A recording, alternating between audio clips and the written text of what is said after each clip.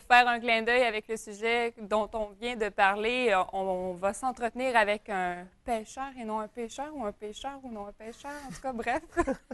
Tu viens aujourd'hui, Rémi, nous parler de pêche à la mouche.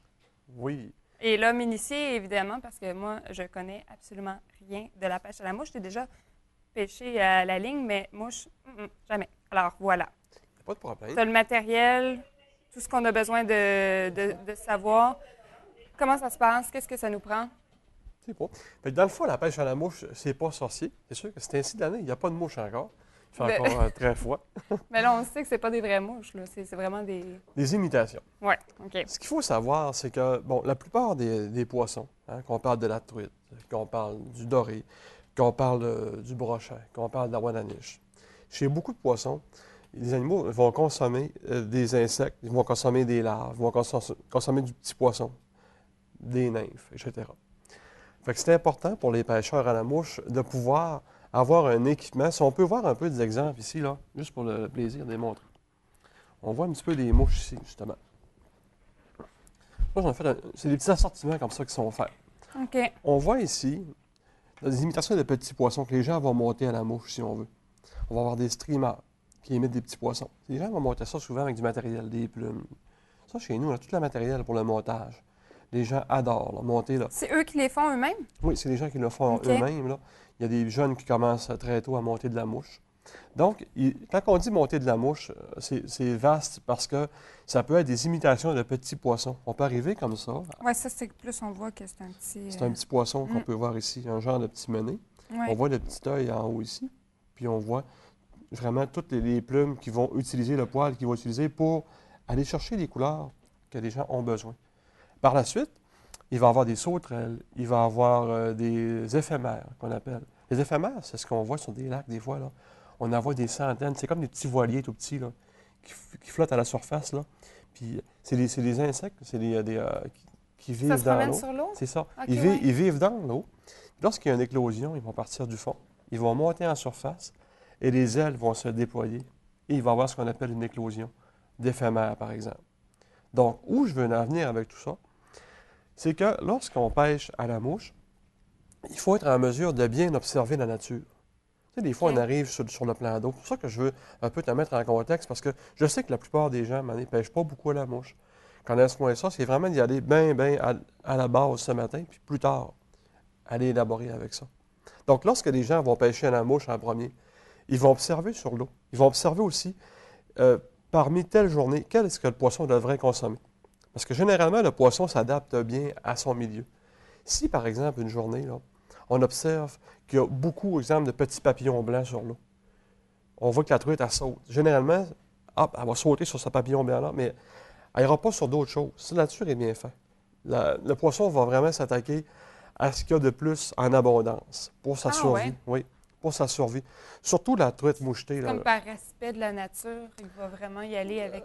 Par survie. Je te dirais par survie. Parce que si, par exemple, il y a une éclosion d'éphémères, si on parle de la green drake, par exemple, une sorte d'éphémère qu'on retrouve sur le lac, il y en a en masse. Si le poisson ne profite pas de cette arrivée-là de nourriture, c'est sûr que lui, il va avoir un manque dans son gras, si on veut, animal. OK. Ça, c'est important. Donc, il doit profiter de cette abondance-là. Donc, lorsque les gens vont sélectionner leurs mouches, ils vont dire, aujourd'hui, là, j'ai observé, soit avec ma première truite que j'ai prise, dans l'estomac de la truite, il y avait telle sorte de bébites ou telle sorte de poisson. OK, je regarde, j'ai ça, je vais pouvoir choisir la mouche appropriée puis la méthode, donc, pour la pêcher.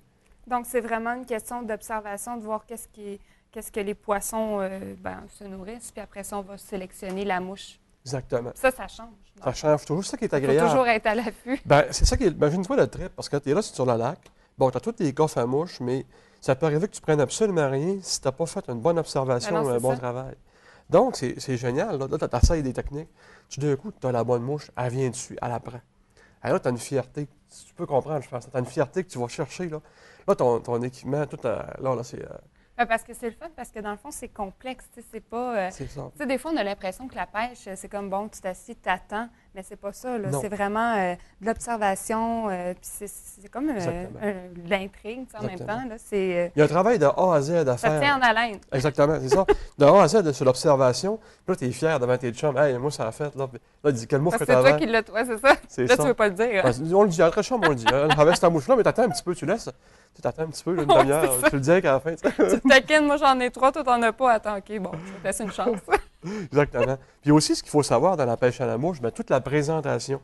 Parce que si vous arrivez à présenter une imitation d'un poisson, ça ne sera pas la même action que tu vas avoir dans l'eau avec ta mouche que si tu arrives avec une sèche, par exemple, en surface.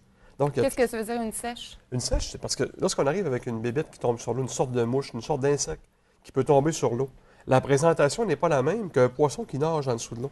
OK. Fait que l'imitation va être différente lorsque je vais donner de l'action. C'est moi qui donne l'action à ma mouche.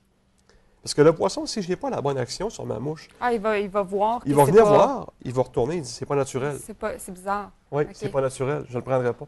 La nature a bien fait les choses parce que le poisson, ça fait des milliers d'années qu'il s'alimente de la même manière. Nous, on doit se fondre à la nature. C'est ça, fait qu'il faut vraiment observer. Parce qu'on n'a pas d'apport, là. C'est vraiment à l'état vraiment d'imitation. Donc, on doit le tromper sans avoir d'apport, sans avoir de goût là-dessus. C'est vraiment le visuel qui va le tromper. Fait qu'il c'est vraiment augmenter le niveau de difficulté. Exactement. Puis aussi, ben là je veux en venir, là, j'ai fait mon ouverture en premier. Là, on vient avec l'équipement maintenant. Parce que lorsqu'on va pêcher à la mouche, là, les gens vont penser... C'est pas le même genre d'équipement? Pas du tout. OK. C'est pas du tout la même chose que le lancer léger, la pêche ordinaire. Ce qu'on a vu la semaine passée, les moulinets et les cannes, Ouais. c'est pas du tout pareil. OK. La pêche à la mouche, le truc dans ça, les gens vont penser qu'on lance la mouche sur l'eau. Mais c'est pas la mouche qu'on lance sur l'eau. Vous savez que la pêche à la mouche, il y a ce qu'on appelle des soies. On va utiliser, c'est pas de la ligne, ce sont des soies qu'on va utiliser. C'est comme en polymère. OK. C'est ça Ah, qui mon entre Dieu, c'est dans bien gros. Oui, c'est gros. Vous savez que la soie, elle a un poids. Lorsqu'on voit la soie, comment est-ce qu'elle est faite, c'est comme un polymère. Ouais. Ça fait qu'on a un poids dans ça. Ce qui va arriver, c'est que lorsque je mouche, je propulse un poids. Parce que ma soie est comme un foie. Il y a un côté qui est plus épais, il y a un côté qui est plus petit. Donc, lorsque je vais la propulser, la soie va faire une distance sur l'eau OK. et la mouche va suivre la propulsion. Donc, OK. si on regarde bien, il y a des numéros sur mes soies. On va voir ici, par exemple, ça c'est une numéro 8. On sait que numéro 8, c'est très lourd, par exemple, par rapport à une soie numéro 4 ou numéro 5. Mais qu'est-ce qui va faire qu'on va choisir de la 8 plutôt de la 5? Très, très bonne. J'aime ça, des questions, t'as toujours des bonnes questions. C'est vrai. C'est que lorsqu'on va prendre une canne à pêche à moucher et qu'on va l'acheter au départ, on va voir des numéros qui sont indiqués dessus. Vois-tu la sorte de canne? La canne, c'est une 9 pieds. OK? Ici, on va avoir une ligne 5 ou une ligne 4. C'est marqué 5 ou OK. 4. C'est celle-là, ici, on a deux choix. Ça, c'est une canne 4 bouts pour le transport qu'on peut voir. Donc, c'est important lorsqu'on fait l'achat de l'équipement. On va voir la canne, on voit le numéro de soie. C'est sûr que si je prends une soie numéro 4 avec une canne numéro 4, on s'entend que c'est très, très léger. On voit juste une partie pèse. C'est juste Oh une partie. mon Dieu, c'est vraiment C'est léger. vraiment léger parce que c'est du graphite, c'est haut de gamme. Donc, on s'attend que la soie va être très légère par rapport à ma canne à pêche aussi. Donc, il va charger ce poids-là. OK. Donc, une soie numéro 4 ou numéro 5, ça peut être très bien pour la truite. Si j'arrive, par exemple, au saumon, ici, on va voir le numéro. Ça Regarde, l'augmente, oui. ça va augmenter ici, regarde. Ici, OK. 9. 9. La canne 9 pieds, ligne 8. Donc, une ligne 8, et la canne est beaucoup plus grosse. Mais je ne suis pas capable de prendre une ligne 8 sur là-dessus parce que je peux briser puis casser ma canne. Question de calibration, un peu comme une arme à feu ou n'importe quoi. OK. Le bon numéro avec la bonne canne et, pour terminer, le bon moulinet avec la bonne soie et la bonne canne à pêche. OK. Ça, c'est question de légèreté puis question de calibration. Parce que si, sur mon équipement, je mets, par exemple, une soie numéro 4 et je prends un moulinet à saumon dessus qui est beaucoup plus lourd, mais ma canne, dans ma main, elle va être débalancée. Vous savez que la pêche à la mouche, je vais être des heures à faire un mouvement. Oui, c'est ça, puis c'est délicat. Hein? C'est délicat. Ça, on va en parler de la technique éventuellement. Moi, c'est sûr. OK. C'est sûr, ça, on va tout venir là-dessus, mais aujourd'hui, c'est juste Vraiment une l'équipement. introduction pour vraiment que le consommateur, en général, puisse au moins avoir à comprendre à la base c'est quoi la pêche à la mouche, puis c'est pas sorcier. Puis lorsque les gens achètent leur équipement Quand on chez est nous- bien informé, c'est pas sorcier. Non, c'est pas sorcier. C'est ça. Puis quand les gens achètent leur équipement chez nous, on a un terrain à l'arrière. Je prends toujours le temps de prendre une canne à moucher, mettre le moulinet, la soie dedans, puis on va l'essayer avant OK. que le consommateur la jette. Donc, ça permet aux gens d'essayer plusieurs types de cannes parce que vous savez que vous avez un besoin, moi j'ai un besoin. Il n'y a personne, c'est pareil. OK. Donc, c'est important de savoir, moi, OK, je l'aime, ça, là, l'action, je l'aime. C'est le feeling. Le C'est feeling. aussi d'être, tu sais, je sais pas dire de bien s'entendre avec sa canne à pêche, mais je pense que c'est quasiment ça, tu sais, de se sentir à l'aise. Exactement. Puis comme les cannes à pêche, souvent les cannes haut de gamme sont garanties à vie, bien, il faut les avoir en main, il faut les apprécier parce que si on n'aime pas notre canne à pêche, bien non, le temps Ouais, non, va être c'est long. ça va être long. Puis tu avais raison tantôt de dire la question de feeling aussi. Parce que si tu as une canne qui est très légère, tu as une truite qui est longue comme ça, tu vas tout apprécier son combat. C'est pas tout d'aller porter la mouche sur l'eau, mais c'est d'apprécier tout le combat quand elle va venir chercher ta mouche, toute l'action qu'il va avoir. Puis aussi, bien, si tu vas pêcher le saumon, hein, dans une rivière à saumon, c'est sûr que ça va te prendre une canne appropriée, plus grosse, la soie plus grosse. C'est pour ça que ça prend des gens qui connaissent le milieu, qui connaissent les techniques pour pouvoir vous conseiller. Mettons que vous arrivez pour venir me voir. Première question que je vais vous poser, on va d'abord voir.